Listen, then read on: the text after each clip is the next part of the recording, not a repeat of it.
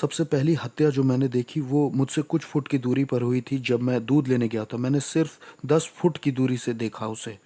उन्होंने उसे 7 बार गोली मारी थी और मैंने एक के बाद एक बहुत सारी मौतें देखी अपनी ज़िंदगी में। साउथ ब्रॉक्स की सड़कों पर आपको एक हत्यारा, एक लूटमार करने वाला और एक बहुत चालाक इंसान बन के जीना होता है। मेरे पिता की तरफ के लोग तांत्रिक और भूत सिद्धि करने वाले थे। हम तंत्र मंत्र और भूत सिद्धि करते थे। हमारा कांटेक्ट खुद शैतान से था। मुझे याद है कि मेरे पिता कमरे में जाया करते थे शैतान की पूजा करने के लिए, और मैं शैतान की उपस्थिति को भी महसूस कर पाता था। और मेरे पिता आराधना करते थे, टंग्स में बोलते थे, शैतान की अन्य भाषाएं बोला करते थे, दुष्ट आत्माओं की। और वहाँ वो फूल चढ़ाते, कैंडल जलाते और पानी डालते थे। शाम को 7 बजे से लेकर सुबह 5 बजे तक मैं एक डिमोनिक चर्च में जाता था जहाँ तंत्र मंत्र भी सिखाया जाता था। मुझे ट्रेंड किया जा रहा था। मैं ट्रेंड हो रहा था तांत्रिक बनने के लिए। मुझे भूत सिद्धि करने वाली जादूगरनी औरतें जो 30 साल से, 40 साल से, 50 साल से अपने धर्म में लगी हुई थी, ये सिखा रही थी कि कैसे बात करनी है प्रिंसिपैलिटीज से, शैतान से, ज़मीन वाली दुष्ट आत्माओं से। आप शैतान से डायरेक्ट बात नहीं कर सकते, आपको पहले अधिकार कमाना होगा। जो सबसे पहली बार भयानक हत्या हुई थी जो मैंने बताया, वो यहाँ इस घर में हुई थी। हस्बैंड ने 52 बार पत्नी को चाकू मारा था और उसके सर को काट के अलग कर दिया था। हम उसकी बेटी के साथ खेला करते थे, इसलिए जब हम उसे छोड़ने आए यहाँ पर तो वो यहाँ खड़ी थी और उसको पता चला कि उसकी माँ इस तरह से टुकड़ों में काटी गई। इसी घर में हुआ था ये। एक बार मैं अपने स्कूल में अपने दोस्तों के साथ खेल रहा था तो वहाँ एक पास्टर आए, एक बैंड भी उनके साथ आया था और वो गाना गाने लग गए। लोग इकट्ठा हो गए और वहाँ बड़ा अद्भुत माहौल बन गया। पूरे स्कूल में एक खुशी की लहर दौड़ गई और मैं एक टूटे हुए परिवार से आया था। वहाँ पास्टर स्टेज पे खड़े होकर बाइबल की कुछ बात बता रहे थे, बाइबल की कहानियाँ बता रहे थे, परमेश्वर कैसे सबसे प्यार करता है, और वो यही सब बता रहे थे। पहली बार मैं थोड़ा सा जुड़ा कि वाह, शायद परमेश्वर मुझसे प्यार करता है। हो सकता है परमेश्वर को मेरी या मेरे परिवार की ज़रूरत है। शायद परमेश्वर मुझे और मेरे परिवार को छूना चाहता है, हमारी परिस्थिति बदलना चाहता है। मुझे भी थोड़ा प्यार मिल सकता है, मुझे भी मिल सकता है। और वो मेरी तरफ चलते हुए आ रहे थे और मुझे पहली बार प्यार बहुत महसूस हो रहा था, इतना कि मैं समझा नहीं सकता। और ये पास्टर स्टेज से उतर के लोगों के लिए प्रार्थना कर रहा था, उन्हें छू रहा था, और मुझे लगा कि अब मेरी बारी है। अब ये पास्टर मुझे छुएगा और अब यीशु मुझे कबूल करेंगे और मुझे जताएंगे कि प्यार होता क्या है। और ये पास्टर मेरे बगल से चले गए। उन्होंने मुझे कभी नहीं छुआ। उन्होंने मुझे बिल्कुल नहीं छुआ। वो नीचे लाइन तक आए, मेरे पास आए और मेरे पास से गुजर गए और दूसरे लोगों को छुआ। मुझे लगा, ओह, यीशु ने भी प्यार नहीं किया, पिता ने प्यार नहीं किया, मेरा घर परिवार भी टूटा हुआ है। यीशु को शायद अच्छा लगता है कि मेरी माँ मार खाती है, मेरे भाई और मैं भूखे सो जाते हैं। उससे शायद अच्छा लगता है कि हमारे अपार्टमेंट में लाइट नहीं है, हम स्कूल में मिसफिट हैं, उसे हमारा स्कूल आना भी अच्छा नहीं लगता। ये जो यीशु है ना, ये भी मेरे बाप की तरह ही है, इनमें कोई अंतर नहीं है, ये भी मेरे पिता जैसे ही हैं।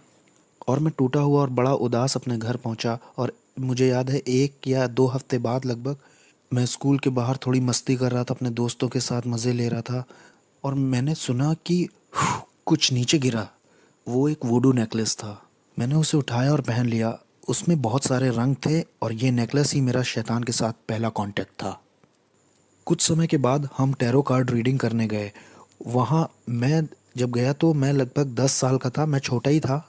वहाँ पर जो औरत भूत सिद्धि करती थी, टैरो कार्ड रीडिंग करती थी, वो विच लेडी, उसने मुझ में अपनी आंखें बिल्कुल धंसा दी। वो बिल्कुल मुझ पर फिक्स हो गई। हमें ये लड़का चाहिए, हमें ये लड़का चाहिए ही चाहिए।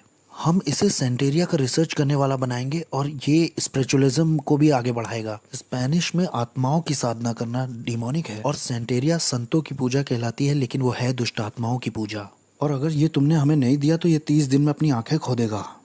मेरी माँ माँ होने के नाते मान गई और उसने अपना फर्नीचर बेच दिया, उसने अपना बेडरूम सेट बेच दिया सिर्फ $250 जुटाने के लिए, ताकि मेरी पहली सेरेमनी हो। इस औरत ने मेरी माँ के दिल में बहुत डर बिठा दिया था और मेरी माँ ज़मीन पे सोने लग गई क्योंकि उसके पास बेड नहीं था और वो ये भी नहीं चाहती थी कि मेरी आंखें खोएं। तो इन लोगों ने मुझे अंधकार की दुनिया में आगे बढ़ाया जब मैं 10 साल का था। फिर पहला एनकाउंटर जो मेरा हुआ, मैं जब 10 साल का था, वहाँ डेविल आया और उसने ऑफरिंग भी कबूल कर ली। मेरी ज़िंदगी अब शैतान को सौंप दी गई थी और उन्होंने मेरे गले में 5 मालाएं पहनाई। ये 5 तरह की बड़ी दुष्ट आत्माएं थीं जो आसमानी मकामों में रहती हैं। ये शैतान के नीचे होती हैं। उन्होंने ये मेरे गले में पहना दिया, जिन्हें सेंटेरिया कहते हैं। उन्होंने कहा कि यही रूहें आज से तुम्हारी मदद करेंगी और ये तुम्हारे स्पिरिचुअल गार्डियन एंजल्स हैं और अब से यही तुम्हारी आगे को फिक्र करेंगे।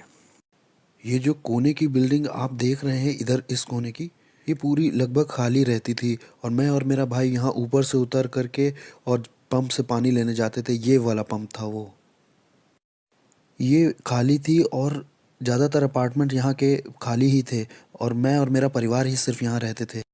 मेरा जो पूरा चैपल था वो इन्हीं सब कामों में लगा हुआ था। वो शैतान की पूजा करते थे और हम डिमोनिक चर्च में जाते थे शाम को 7 बजे से लेकर सुबह 5 बजे तक। भूत सिद्धि वाली औरतें और तांत्रिक हमें सिखाते थे। वो बुलाना सिखाते थे, नियम कायदे और अधिकार के विषय में सिखाते थे। इस जगह को कौन देखता है, ऊपर हाकिम कौन है और यहाँ की प्रिंसिपलिटीज का नाम क्या है और किस तरह से हमारा चैनल काम करता है। 13 साल का होते होते मुझे शरीर से आत्मा को अलग करना आ गया था और मैं शरीर घर में छोड़कर स्पिरिट रेल में निकल जाता था अलग क्षेत्रों में और जाकर वहाँ श्राप बोलता था। अंधकार का साम्राज्य बढ़े और आस पड़ोस श्रापित हो जाए। यहाँ पर होमोसेक्सुअलिटी आ जाए, यहाँ पर डीमंस आ जाए, यहाँ पर spirit of murder, spirit of suicide आ जाए। मुझे अपने आस पड़ोस में ये सारे चैनल्स चलाना आ गया। 15-16 की उम्र आते आते मैं हॉस्पिटल्स में जाके आईसीयूज में मौत हो जाए ऐसा बोलता, दूसरे कमरों में मौत हो, ये इंसान मर जाए, ताकि डेविल की नज़र में मेरा लेवल या मेरा ओहदा और बढ़ सके और मैं न्यूयॉर्क सिटी का सबसे बड़ा डेविल वर्शिपर बनना चाहता था। शैतान मेरा बाप बन गया, उसने मेरे बाप की जगह ले ली क्योंकि मैंने ऐसी दुआ की थी कि मेरे बाप को मार दो। 33 साल की उम्र में मेरे बाप को चेहरे पर गोली मार करके ख़त्म कर दिया था एक नाइट क्लब में एक औरत की वजह से। जब वो घर आ रहे थे शैतान ने उन्हें ले लिया और उसने कहा कि मैंने पुराने से नए को बदल दिया है और ऐसे डेविल मेरा बाप बना। एक क्लब था इस जगह पर और वहाँ मेरे बाप को मारा गया था जब उनकी उम्र 33 साल की थी। मैंने बताया था ना कि जब मैं छोटा था लगभग 11 साल का था तो यहाँ पर एक कॉर्नर पर स्टोर हुआ करता था इधर साइड। जब मैं दूध का गैलन लेने गया था मेरे सामने उस आदमी को मारा गया था। शैतान का पुजारी होने से मेरा ओहदा अब बढ़ चुका था और इतना बढ़ गया था कि मैं प्रिंसिपैलिटीज़ को और दुष्टात्मा को इधर से उधर भेज सकता था। और मैं जैसे आपके साथ यहाँ बैठा हूँ ऐसे मैं शैतान के साथ बैठा करता था और वो ह्यूमन फॉर्म में आ जाता था। उसकी उपस्थिति आती थी और मैं सारी रात उससे बात करता था और वो मुझको असाइनमेंट्स देता था। मैं अच्छे क्लब्स में और लॉन्ज में जा कर के चेक करता था कि किसको मैं अंधकार के साम्राज्य में ला सकता हूँ। मैं उनको उनका भविष्य बता देता था, उनकी ज़िंदगी के बारे में उन्होंने क्या क्या किया है और उनके साथ क्या होने वाला है ये सब बता देता था। उन्हें बिल्कुल ये अंदाज़ा नहीं था कि मैं कौन हूँ। मैं बस दुष्टात्माओं की शक्तियों से भरा था। मैं खून भी चखा करता था। हर हफ्ते मैं जानवर को काट कर उसका खून पीता था और कभी समय नहीं हुआ या पैसे नहीं हुए तो खुद का हाथ काट करके खुद का खून पी लेता था। हमारे ग्रुप में और जिन लोगों के साथ मैं था वो सब डीमन से जुड़े हुए थे। उनमें डॉक्टर्स थे, लॉयर्स थे, उसमें प्रिंसिपल्स और जजेस और पुलिस ऑफिसर्स भी शामिल थे जो जादू टोने में लगे हुए थे। सिंगर्स जो आज की डेट में बहुत मशहूर हैं वो भी थे। मैं एक हवा के हाकिम को दूसरी जगह भेज सकता था, नीचे ज़मीन की दुष्ट आत्माओं को दूसरी जगह भेज सकता था ताकि उस जगह की चर्च बंद हो जाए, चर्च की ग्रोथ बंद हो जाए और लोगों के सेव होने के सारे मौके छिन जाएं। कभी कभी मैं शराब में धुत होकर के दुष्ट आत्माओं से इतना भर जाता था कि सड़क के बीच में खड़ा होकर के परमेश्वर से कहता था, सुन तुमसे भी थोड़ा उलझना चाहता हूँ, आओ थप्पड़ मारूं या थूक दूं तुम्हारे मुंह पर, आओ भिड़ के दिखाओ नीचे। मेरी शादी भी हॉलोइन पे हुई थी। शादी भी डिमोनिक थी जो मैंने हॉलोइन पे की थी। दूसरी दूसरी प्रिंसिपैलिटीज़ के डीमंस आए थे मेरी शादी में। कोई इंसानी जात मेरी शादी में नहीं आई थी। वो सब मेरी शादी में आने से डर रहे थे। मेरी शादी बड़ी अजीब थी। मैंने लोगों को इनविटेशंस भेजे, कोई दिखाई ही नहीं दिया तो कोई वेडिंग गिफ्ट नहीं। लेकिन हाँ, दुष्ट आत्माएं आई थी मेरी शादी में और उन्होंने ही बैप्टिज्म दिया। तो मेरी पत्नी और मैं, हम दोनों ही तंत्र मंत्र करते थे और हम अपनी बेटी को भी वही बनाना चाहते थे। मुझे याद है पहली बार जब मुझे इंसान की कुर्बानी करनी थी तो डेविल मेरे साथ कार में अंदर बैठा हुआ था। उसने कहा, मुझसे प्यार करते हो? मैंने कहा, ऑफ कोर्स डैडी। उसने मुझसे कहा कि छत के ऊपर एक आदमी है, वो तुम्हें नुकसान पहुंचाने आया है, तुम्हारा पैसा चुराने आया है, तुम उसे मेरे लिए मार दो अगर प्यार करते हो तो मैं छत की ओर ऊपर जाने लगा। मुझे याद है मैं 12वें माले में रहता था और जब मैं छत के ऊपर पहुंचा तो वो छत के पीछे वाले हिस्से सीढ़ियों पर छुपा हुआ था और ये आदमी 6 फुट 5 इंच का, वो लगभग 250 पाउंड का होगा। मैं डीमन पजेस्ड हो गया था और मेरे अंदर दुष्टात्मा गई, मैंने महसूस किया और अब मैं नहीं रह गया था। मैं उसे पकड़कर अपने अपार्टमेंट में ला के उसे चाकू मारना चाह रहा था क्योंकि मेरे पास एक कार्डोन पॉट था जो लगभग 100 पाउंड का होगा। उसमें 9 तरह के हथियार लगे थे जो 9 अलग तरह से इस्तेमाल किया जाता था।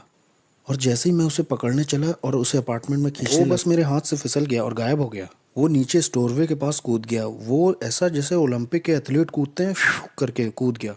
वो कूदा और गायब ही हो गया। मैं उसे पकड़ नहीं पाया तो मैं बहुत निराश हो गया। मैं अपनी पहली इंसानी कुर्बानी नहीं कर पाया। लोगों ने इसके ऊपर देखो कुछ लिख दिया है, लेकिन यहाँ पर एक डीमन है। ध्यान से देखो, ये वो डीमन है जो नर्क के दरवाजे की देखरेख करता है। इसी के बारे में मैं बता रहा था अपनी किताब में। वो सेंटेरिया वाली यही है, छोटा वाला दुष्ट आत्मा। ये वो दुष्ट आत्मा है जो हेटी को चलाती है। हेटी के ऊपर जो प्रिंसिपैलिटी है ना, वो यही है। और वहाँ पर जो वो वाला है ना, वो इस्लाम के ऊपर हाकिम है।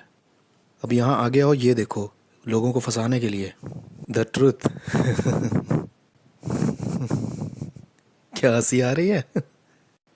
सच, ये तुम्हें आज़ाद करेगा।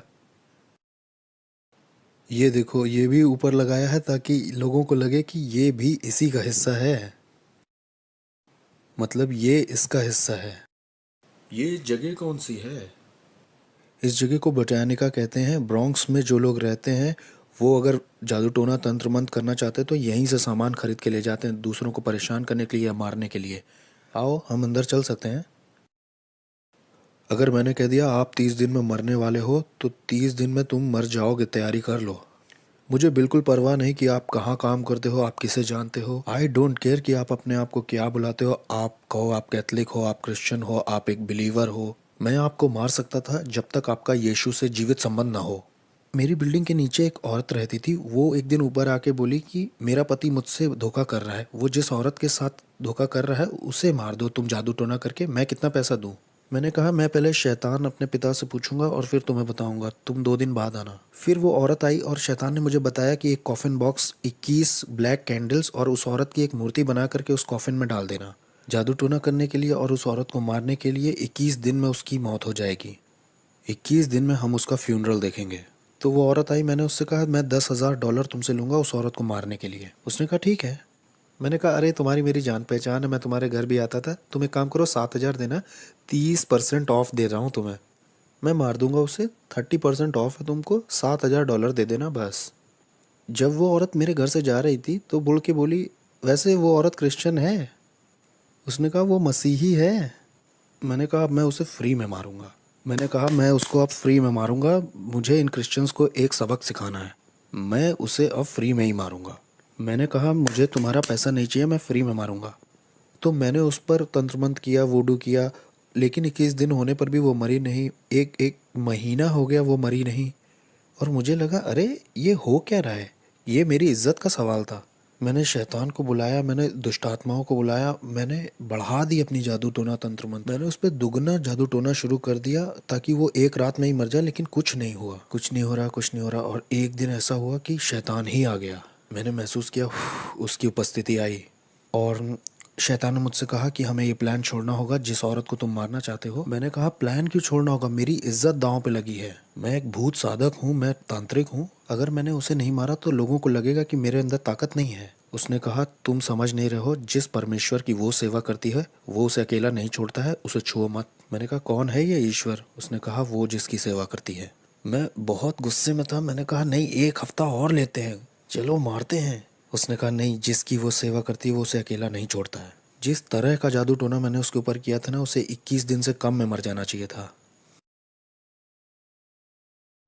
और भाई कैसे हो? ये ईजबेल है, इनके धर्म की ये ईजबेल है। देखो ये कैसे काम करता है। ये स्टैचूज जो हैं इनका कोई मतलब नहीं है, लेकिन इसके पीछे एक दुष्टात्मा है।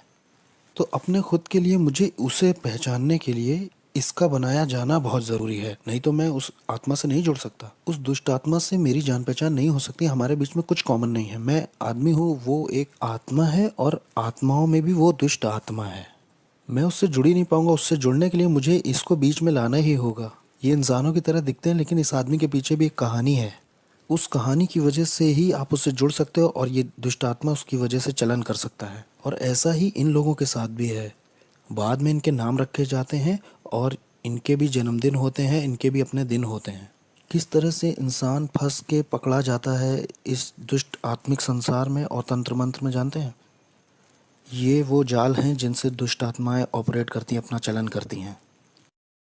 इन्हीं मूर्तियों की वजह से इंसान अपने सारे शैतानी काम और शैतानी मजहब चला पाता है। यहाँ ऐसी कोई चीज़ नहीं है जिसे पवित्र कहा जा सके, बस एक ही है, वो हम हैं। इस जगह पे होता क्या है? वहाँ पीछे तंत्र मंत्र होता है, वूडू होता है, वहाँ कुछ मंत्र बोले जाते हैं और उससे मूर्तियाँ पवित्र की जाती हैं। ये सारी दुष्ट आत्माएं चाहती हैं कि आप एक नई मूर्ति खरीदें ताकि आप दुष्ट आत्मा को घर ले जा सकें।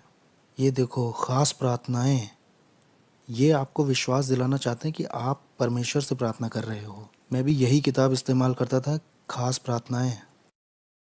इनका मकसद ही है कि आपको लगे कि आप ईश्वर से प्रार्थना कर रहे हैं, लेकिन इनमें कोई भी ईश्वर में बाइबल का कुछ नहीं है, ना बाइबल की कोई बात है, ना क्रूस की कोई बात है। मैं न्यूयॉर्क अमेरिका में तीसरे नंबर का वो इंसान था जिसके पास एक ऐसी किताब थी जिसमें चिन्ह बने थे सारी दुष्ट आत्माओं के और सारे हाकिमों के, और कैसे लोग ये तंत्र मंत्र सीख सकते हैं। और कोई इस तरह की किताब को नहीं रख सकता, या किसी के पास ऐसी किताब नहीं हो सकती जब तक डेविल उस पर खुद साइन ना कर दे। और मैं तीसरा वो इंसान था जिसके पास ये किताब थी, और मैं इस किताब के निशानों का इस्तेमाल करके जादू टोना करता था ताकि लोगों का दिमाग खराब हो जाए और वो बीमार पड़ जाए। जाने कैसे तंत्र मंत्र से मैं उन्हें बीमार करके लेप्रोसी, किसी को कैंसर दे देता था। मैंने लोगों के ऊपर ऐसा जादू टोना किया कि उनके साथ गर्भपात हो, उनके जीवन में अबॉर्शन आ जाए, लोग हॉस्पिटल जाएं, सर्जरी ही करवाएं, बिना सर्जरी के हॉस्पिटल में रहें। जादू टोने से मैंने लोगों को पागल भी किया है। मैंने जादू टोना करके लोगों के ऊपर दुष्ट आत्माएं भेजी, बाइपोला की, सिजोफ्रेनिया की, और भयानक बीमारी और सुसाइड की स्पिरिट। मैं रात भर बैठकर शैतान से घंटों बात किया करता था। जब क्रिश्चियंस यहाँ चर्च भी 1 घंटे के लिए नहीं जाते, बहुत से क्रिश्चियंस 1 घंटे दुआ भी नहीं करते। आत्मिक संसार ज़्यादा रियल है इस संसार से जो दिखता है, और हमने इसे महसूस किया था कि जो कुछ यीशु में ढका हुआ नहीं है उसे बहुत आसानी से टारगेट बना सकते हैं गिराने के लिए। जैसे नास्तिक लोगों को आराम से मार सकते हैं हम। यहोवा विटनेस वाले लोग आसानी से मारे जा सकते हैं। मोर्मोन्स भी आसानी से मारे जा सकते हैं। और ऐसे लोग भी जो कहते हैं शैतान होता ही नहीं है, वो भी बहुत आसानी से मारे जा सकते हैं, क्योंकि वो आत्मिक सहायता कभी मांगेंगे ही नहीं। मुझे याद है कि एक बार हमारे पड़ोस में निकी क्रूस का ग्रुप आया हुआ था। वो उसको ट्रूस बुलाते थे। वो चलते चलते वर्शिप करते हैं, फिर वचन का प्रचार करते हैं, फिर कहीं और निकल जाते हैं और वही करते हैं। और मैं इनके पीछे कुछ इस तरह से लगा कि इन्हें पीछे कर दूं, इन्हें कुचल दूं। और ये जवान बच्चे थे, कोई 18, कोई 19, कोई 20, कोई 16 ऐसे थे। और मैंने कहा कि ये मेरे पड़ोस में कैसे ये गंदे गाने, ये कूड़ा मेरे बगल में बजा सकते हैं, जिसे आज हम आराधना कहते हैं। ये गंदे गाने थे मेरे लिए। अब मैं इनके पीछे पड़ के इन्हें बर्बाद कर दूंगा। जब मैं वहाँ ऊपर गया तो जहाँ मतलब वो लोग थे, वहाँ एक आँख की दीवार थी जिससे मैं उन्हें छू नहीं पा रहा था और ना उसके पार जा पा रहा था। किसी चीज़ ने मुझे रोका। जितनी बार भी मैंने आत्मिक शक्तियों को बोला जाओ, तो वो नहीं जा पाई, वो रुकती रहीं, और मैं कभी भी उन बच्चों को छू नहीं पाया। मैंने कहा कुछ तो सही नहीं है, कुछ तो ऐसा है जो सही से नहीं हो रहा। फिर मैं वहाँ से निकल गया। मैंने कहा अब मैं इनके साथ नहीं लगूंगा, इन्हें अकेला छोड़ देता हूँ। ठीक है, ये पहला राउंड जीत गए।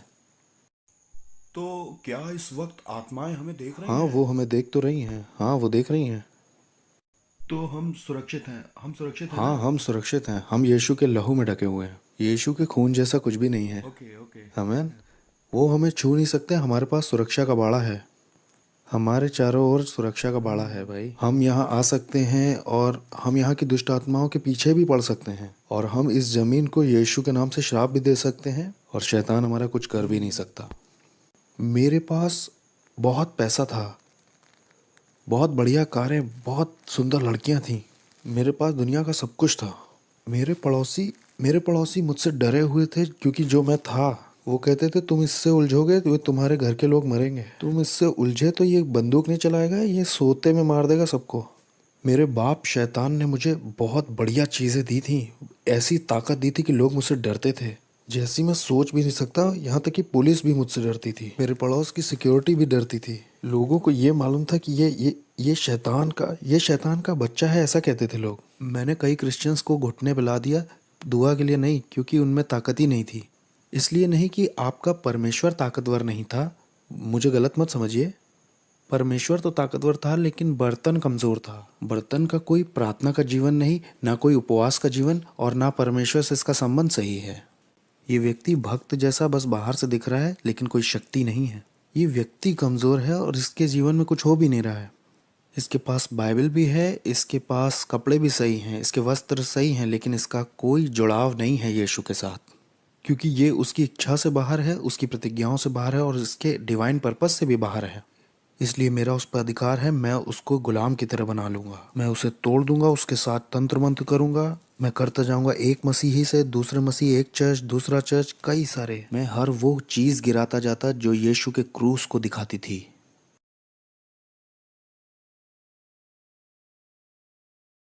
बहुत ही दुष्ट आत्माओं से भरी हुई जगह है।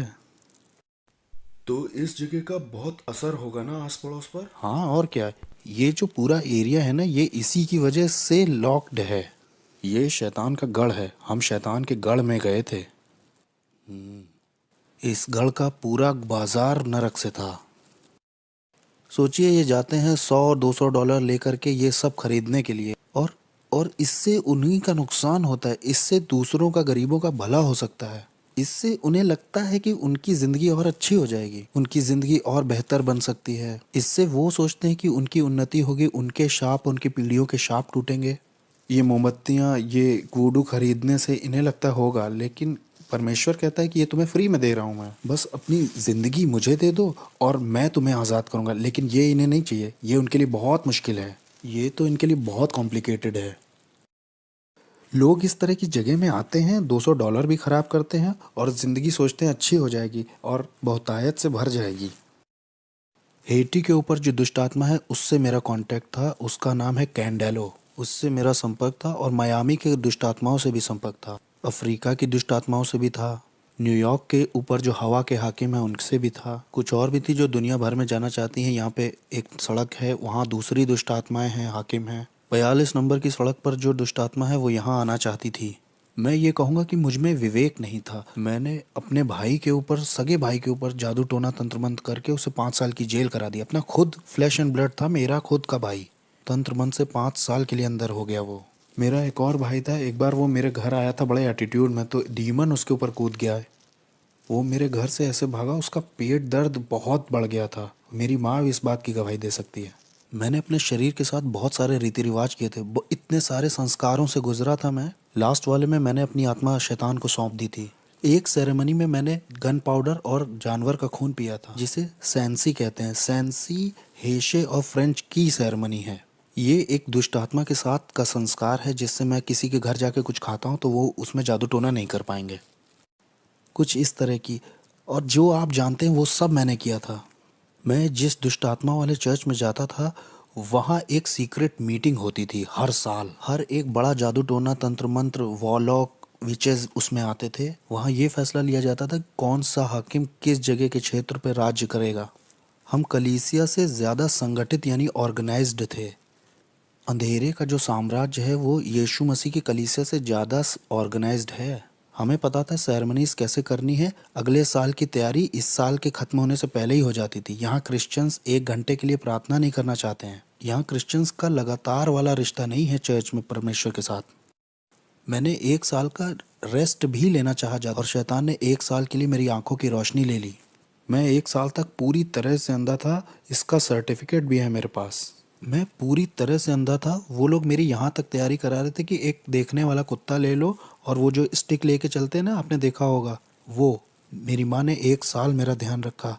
मेरी आंखें पूरी तरह से अंधेरी हो गई थी। एक बादल जैसा धुआं मेरी आंखों के ऊपर आ गया था। मैं पूरी तरह से अंधा था। और जब मैंने शैतान को अपनी ज़िंदगी वापस दे दी तो 7 सर्जरीज के बाद मेरी शैतान ने आंखें लौटा दी और फिर मैं दोबारा देख पाया। और ये मेरी सज़ा थी जो शैतान ने दी कि 1 साल की छुट्टी मुझे चाहिए थी। मैं 1 साल की छुट्टी लेना चाहता था। शैतान ने कहा अच्छा छुट्टी चाहिए, ये लो, और उसने मेरी आंखें ले ली। और इस तरह की दुनिया का था मैं कि आप शैतान से पंगा लोगे तो शैतान आपको या आपके परिवार के लोगों को मारेगा। एक तरह का डर आपको हमेशा रहेगा कि आप ये धर्म छोड़ नहीं सकते। सेंटेरिया, पॉलिनोएम्बे, स्पिरिचुअलिज्म, ये धर्म छूटेगा नहीं। डॉक्टरों के पास कोई एक्सप्लेनेशन नहीं था कि मेरी आंखें कैसे गईं। जबकि मैं कहूँ क्रिश्चियंस, मसीही जब गलत करते हैं या उनसे बुरा हो जाता है तो उनके घर में जो कुछ दिखाई देता है वो है दया और अनुग्रह। लेकिन अगर आप शैतान को कुछ ऐसा दिखाते हो तो शैतान को पसंद नहीं आया तो आपको या आपके परिवार को मारता है। मुझे याद है एक बार एक औरत को शैतान ने कहा इस आदमी से मत मिलना। उसने परवाह नहीं की क्योंकि वो उससे प्यार करती थी। इसलिए शैतान ने एक दुष्ट आत्मा एक ऐसे इंसान के अंदर भेजी जो सड़क पर रहता था। उसने हथौड़े से उस औरत के सिर पर 17 बार वार करके मार दिया। एक बार मैं अपने घर में बैठा हुआ था, बहुत अमेजिंग था। मैं नाइट क्लब से लौट के आया था। मैं टीवी पर जेरी स्प्रिंगर नाम का एक शो देख रहा था। वो बड़ा अजीब सा शो है, लोग उसमें एक दूसरे को मारते हैं और मुझे उसमें बड़ा मज़ा आता था। मज़े लेके मैं उसे देख रहा था, हंस रहा था और मैंने एक आवाज़ सुनी, बेटे मैं जल्दी आ रहा हूँ, तुम अपनी ज़िंदगी से क्या करोगे। एक सुनने वाली आवाज़ बहुत शार्प उस कमरे से आई थी। मैंने सोचा कि शायद टीवी से आई है। मैंने कहा ये टीवी से नहीं आई है क्योंकि यहाँ तो लोग लड़ रहे हैं, एक दूसरे को मार रहे हैं। मैं शैतान की भी आवाज़ पहचानता था। शैतान के साथ तो मैं ऐसे बैठता था जैसे आपके साथ बैठा हूँ। कभी वो इंसान के रूप में भी आता था, कभी वो कमरे में उसकी उपस्थिति आती थी। उसकी उपस्थिति आते ही कमरे का माहौल बदल जाता था। वो मेरे सामने बैठा करता था और मेरे कॉन्शियस से बात करता था। हम रात भर ऐसे बात किया करते थे। मुझे उसकी आवाज़ पता थी। ये मुझे ऐसे पता था जैसे आपको अपने हाथ पैर पता है। मुझे हर एक हाकिम के बारे में जो कनाडा पे या अमेरिका पे या कहीं का भी हाकिम हो पता था उसके बारे में। हर प्रिंसिपैलिटी जो किसी मज़हब की थी वो भी मुझे पता थी, चाहे वो कोई ऑकल्ट हो, न्यू एज हो, बुद्धिज़्म हो, इस्लाम हो, सेंटेरिया हो या स्पिरिचुअलिज्म हो। मुझे हर एक दुष्ट आत्मा का पता था। हर एक हाकिम के प्रिंसिपैलिटीज़ का मार्क मेरे पास था, ज़मीन की दुष्ट आत्माओं का भी और शैतान का, इज़बेल का। मैं हर एक के नाम बता सकता हूँ जिनके नाम आप भी नहीं जानते होंगे। मैं उनको नाम से जानता था। लेकिन ये आवाज़ उन सब आवाज़ों से बहुत अलग थी। वो आवाज़ जाने कहाँ से आई थी, वो हवा से आई थी वो आवाज़। मैं एक तरह के सदमे में आ गया और फिर मैंने एक तरह का दर्शन पाया अपने अपार्टमेंट के दूसरी तरफ। मैंने देखा कि पूरे आसमान में आग है और नीचे के जो लोग हैं वो उससे बचने के लिए इधर उधर दौड़ रहे हैं कि कोई जगह मिल जाए शायद। मैंने कहा ये कैसा दर्शन, मैंने उसे छोड़ दिया। और फिर मुझे याद है जब मैं सोने गया, बहुत गहरी नींद थी और मैंने एक टी शर्ट मुंह पे डाली, मैं सो गया और मैंने देखा कि मैं एक ट्रेन में हूँ, उसमें बहुत सारे लोग हैं। मैं कुछ समझ ही नहीं पा रहा था कि मैं ट्रेन में क्या कर रहा हूँ। ये ट्रेन इतनी तेज़ चल रही थी कि आप समझ नहीं सकते। मैं पृथ्वी पर इतनी तेज़ किसी चीज़ में नहीं चढ़ा। और ये ट्रेन नर्क में आ गई। यीशु मसीह मुझे नर्क ले आए। और जब मैं नर्क में पहुंचा तो वो ट्रेन दरवाजे से बहुत कस के लड़ गई। एक इतनी तेज़ आवाज़ हुई कि सब खुल गया और बहुत गर्मी बाहर आ रही थी, न जाने कहाँ से। वहाँ सांस लेने में भी बहुत दिक्कत हो रही थी। मैं ट्रेन से जैसे बाहर आया तो उसमें जो लोग थे उनके चेहरे नहीं दिख रहे थे, लेकिन उनके चेहरे पर डर दिखाई दे रहा था। वो डर आप महसूस कर सकते थे। ये डर इस बात का था कि आप वहाँ से कभी बाहर नहीं निकलेंगे। और ये जगह पूरी भरी हुई थी। और मैंने कहा मैं यहाँ के लिए नहीं बना हूँ, मैं यहाँ नहीं मर सकता ना, मुझे यहाँ नहीं मरना, ये मेरे लिए नहीं है। मैं यहाँ के लिए पैदा नहीं हुआ हूँ। मैं अपने आप से ही बातें कर रहा था। मैं यहाँ नहीं रहने वाला, इसलिए मैं एक कोई सुरंग ढूंढने लगा जहाँ से मैं निकल सकूँ।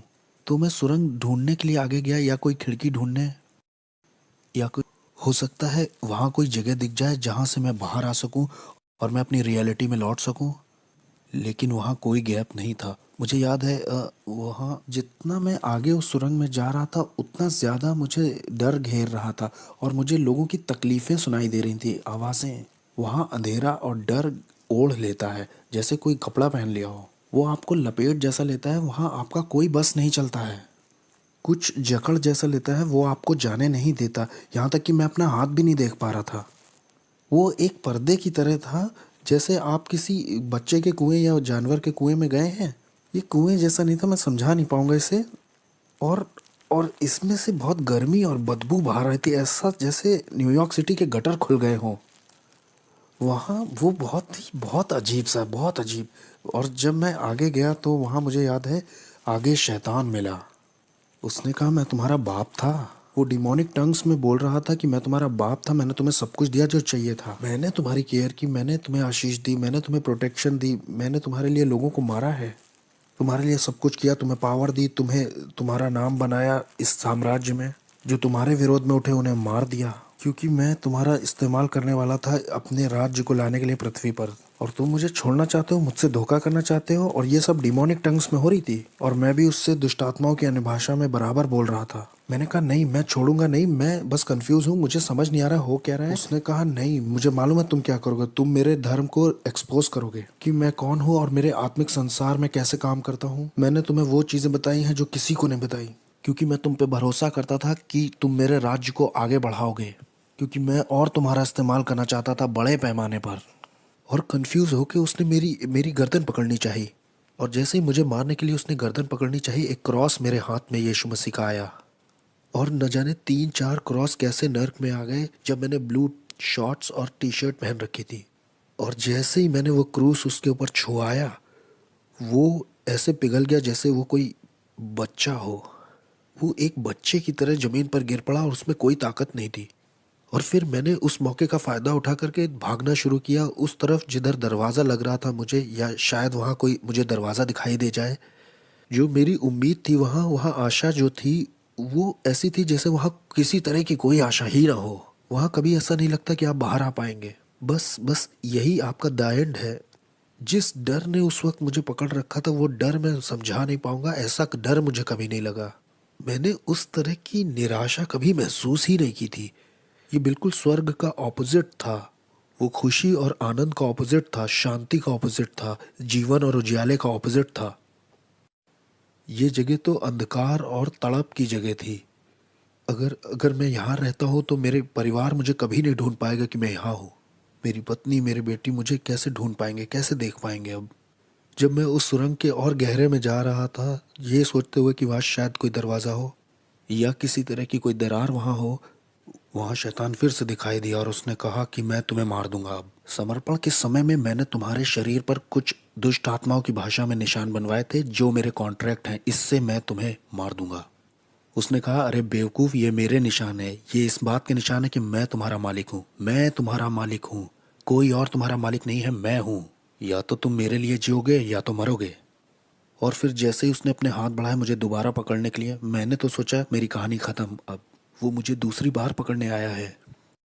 क्रूस यीशु मसीह का बीच में आ गया, नर्क में।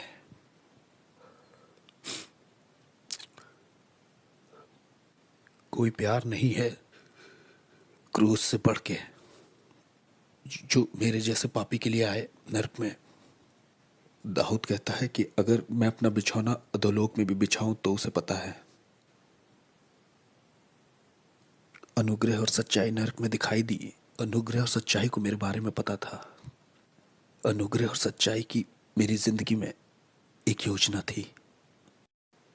मेरे गलत, शैतानी, घमंडी और खुदगर्ज और स्वार्थीपन का जब अंत हो गया नर्क में, जब मेरा समय भी पूरा हो गया था, तब यीशु मसीह दिखाई देते हैं मेरे जैसे मिसफिट के लिए और कहते हैं, तुम्हारे लिए मेरे पास योजना है, मैं तुमसे प्यार करता हूँ जितना तुम सोच नहीं सकते। वो मुझे नर्क में दिखाई दिए। और जब मैं वापस आया, मेरी आत्मा शरीर में वापस आई, तब मैंने अपने घुटने टेके यीशु मसीह के नाम से। मेरे पास $1,00,000 का सामान था तंत्र मंत्र का, मैंने फेंक दिया। मैंने तंत्र मंत्र सब फेंक दिया। मैंने अंधेरे के साम्राज्य से जुड़ी हर एक चीज़ फेंक दी। हेटी के लोग और क्यूबा के लोग और मियामी, न्यूयॉर्क के लोगों ने सोचा कि इसे मार दे क्योंकि ये बहुत जानता है, क्योंकि इसे बहुत कुछ पता है, इसलिए इसे मारना चाहिए। हमें इसे मारना ही होगा क्योंकि ये बहुत कुछ जानता है।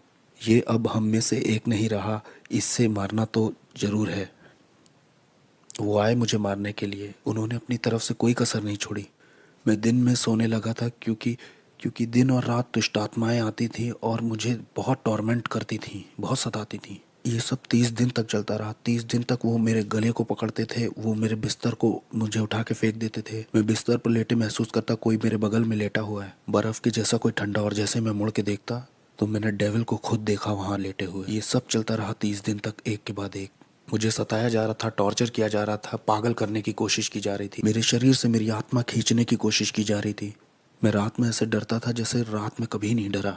30 दिन तक मैं चिल्लाता रहा और मुझे प्रार्थना करना भी नहीं आता था। सिर्फ बोलता था जीसस जीसस जीसस। प्रार्थना आती नहीं थी तो वो बहन तो इस तरह से चर्च में प्रार्थना करती, लो वो भाई ऐसे प्रार्थना करता है। मैं सारी दुआओं को मिला जुला के करता था ताकि मैं अपनी ज़िंदगी के लिए लड़ सकूं। और एक दिन ऐसा हुआ कि मैं चर्च में आराधना कर रहा था और मेरे दिमाग में सवाल चल रहे थे कि क्यों तूने मेरे साथ ये सब होने दिया प्रभु। और उस दिन मैंने ये आवाज़ सुनी कि मैं देखना चाहता था कि तुम मुझसे कितना प्यार करते हो। और उसने कहा, मैं देखना चाहता था तुम कितना भरोसा करते हो मुझ पे। और उस दिन के बाद से शैतान कभी आगे को मेरे पीछे नहीं पड़ा। मैं यीशु के लिए एक इवेंजलिस्ट बन गया। तब से लेकर आज तक 14 साल हो गए हैं प्रभु की सेवा करते करते, और मैं इस चीज़ को किसी भी चीज़ से सौदा नहीं करूँगा। और मुझे पता है हालेलुया नाम की सड़क पर जॉन रिमेरेस का एक बड़ा बंगला है। एक दिन वो कहेगा, तेरा स्वागत है विश्वास योग्य दास। जिसके कान हो वो सुन ले और जिसकी आंखें हो वो देख ले।